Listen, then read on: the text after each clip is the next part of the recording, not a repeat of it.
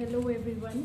सो अभी आप लोग का आई थिंक 1-2 दिन पहले IBPS PO मेंस का रिज़ल्ट आउट हुआ है एंड उसमें जिनका भी सिलेक्शन हुआ है सबसे पहले तो कॉन्ग्रेचुलेशंस, और जिनका नहीं हुआ है उनके लिए बस यही बोलना चाहूँगी कि अभी आप लोग के बहुत सारे एग्ज़ाम लाइंड अप हैं, तो आप उस पर ध्यान दीजिए। और ठीक है, ये नहीं हुआ तो हम दूसरे एग्ज़ाम को टारगेट कर सकते हैं। तो अभी पॉइंट पे आते हैं कि मैं ये वीडियो क्यों बना रही हूँ, और शायद मैं इसके पहले मैंने ऐसे कोई वीडियो बनाई नहीं है, बट द पॉइंट इज़ कि अभी कुछ दिनों से मेरे पास इंस्टा पे बहुत सारे DMs आ रहे थे कि लाइक मेरी क्या स्ट्रैटेजी थी जब मैंने IPS PO क्लियर किया था। बाय द वे, अगर किसी को नहीं पता है तो मैं बताती हूँ।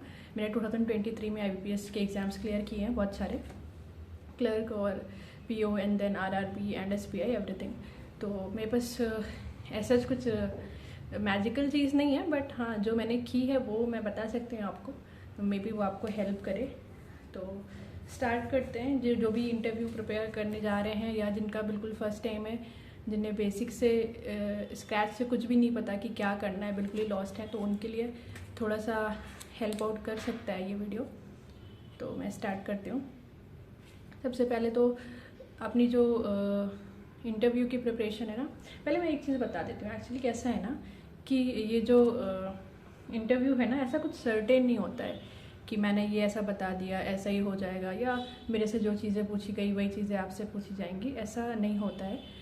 Interview is very uncertain. वो at the point, at the moment वो आपसे क्या पूछ लेंगे, यू नेवर नो। सो आप बिल्कुल माइंड में ये मत लेके जाइए कि this set of thing I will do and it will be easy to clear for me.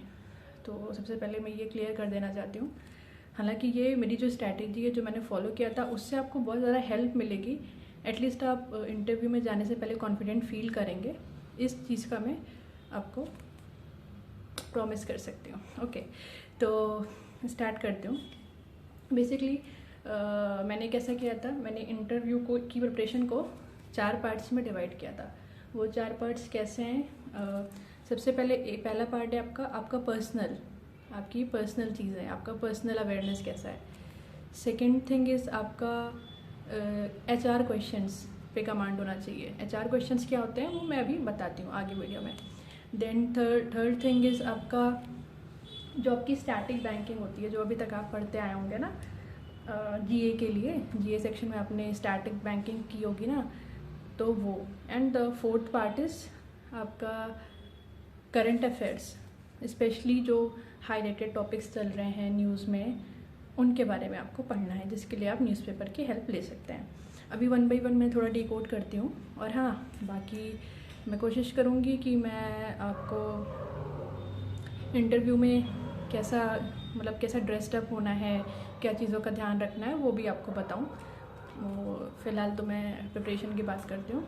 तो सबसे पहला जो मैंने बोला आपको, सेल्फ़ अवेयरनेस, उसमें आपको क्या क्या करना है। उसमें सबसे पहले आप बेसिक चीज़ें, जैसे आपका एजुकेशनल बैकग्राउंड क्या है उसके बारे में पूरा आपको पता होना चाहिए कि आपने मान लीजिए बहुत सारे ऐसे लोग हैं जो 4-5 साल हो गया उनको ग्रेजुएट हुए, तो माइट भी वो भूल गया होंगे कि उन्होंने क्या क्या पढ़ा है। तो थोड़ा सा ब्रशअप होना चाहिए कि क्या क्या सब्जेक्ट्स है आपके, आप जो कॉलेज में पढ़े थे वहाँ का क्या चीज़ था, मतलब किस लिए वो फेमस है, इन केस अगर वो कोई फेमस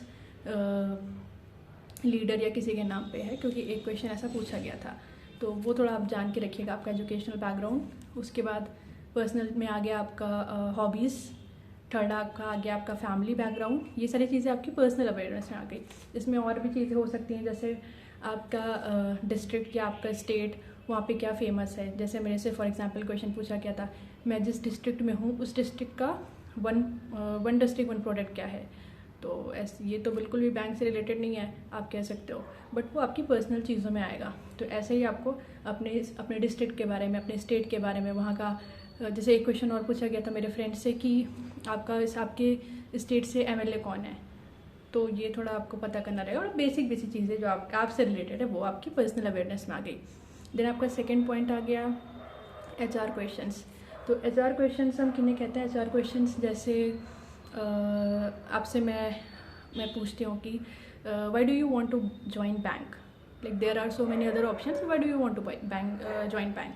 सो आपके पास आंसर होना चाहिए इस चीज़ का।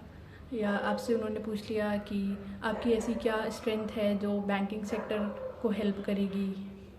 तो इस टाइप के क्वेश्चंस को एचआर क्वेश्चंस कहते हैं। और इसके लिए ना मैं क्या करूँगी, आपको एक डिस्क्रिप्शन में एक लिंक शेयर कर दूँगी जहाँ पे ऐसे आई थिंक छोटे छोटे वीडियोज़ हैं, अराउंड 100 वीडियोज़ हैं, 5-5 2-2 मिनट के। उसमें एचआर क्वेश्चंस की प्रैक्टिस करवाई गई है, तो वो बहुत हेल्पफुल हो जाएगा। मैंने वो कवर किया था। देन आपका थर्ड चीज़ आ गया स्टैटिक बैंकिंग। तो स्टैटिक बैंकिंग में अभी तक आप लोगों ने बेसिकली अपने प्रिपरेशन में स्टैटिक बैंकिंग की होगी। स्टैटिक बैंकिंग जस्ट लाइक कि एनपीए क्या होता है, चेक्स कितने तरह के होते हैं, एटीएम कितने तरह के होते हैं, ये जो बेसिक क्वेश्चन है ये आपको आने चाहिए। ऑब्वियसली आप बैंक में जा रहे हो तो ये आपका स्टैटिक बैंकिंग में आ गया है। इसमें कुछ अलग से नहीं करना है, बस आप रिविजन कर लो आप जितना भी तक किए हो। देन आपका फोर्थ पार्ट आता है करंट अफेयर्स का। तो अभी आपको लग रहा होगा करंट अफेयर्स फिर से क्या पूरा 6 महीने का करना पड़ेगा, ये वो, ऐसा नहीं है। आपका जब भी इंटरव्यू शेड्यूल्ड है उसके अराउंड 1 मंथ या 10-15 दिन पहले जितना आपसे हो पाए उस टाइम पे देखो कि न्यूज़ में क्या करंट टॉपिक चल रहा है, कुछ ऐसी बड़ी न्यूज़ तो नहीं आ गई, तो वो आपको बैकग्राउंड पता होना चाहिए।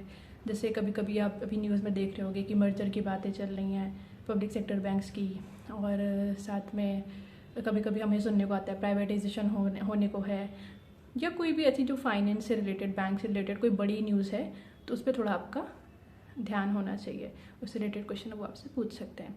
तो ये मोटा मोटा इंटरव्यू आपका 4 पार्ट में मैंने डिवाइड करके बताया। आप इन 4 चीज़ों को अगर प्रिपेयर करके जाते हैं तो आप बहुत कॉन्फिडेंट फील करेंगे। और इसके अलावा करने को तो इंटरव्यू में देखिए बहुत कुछ होता है।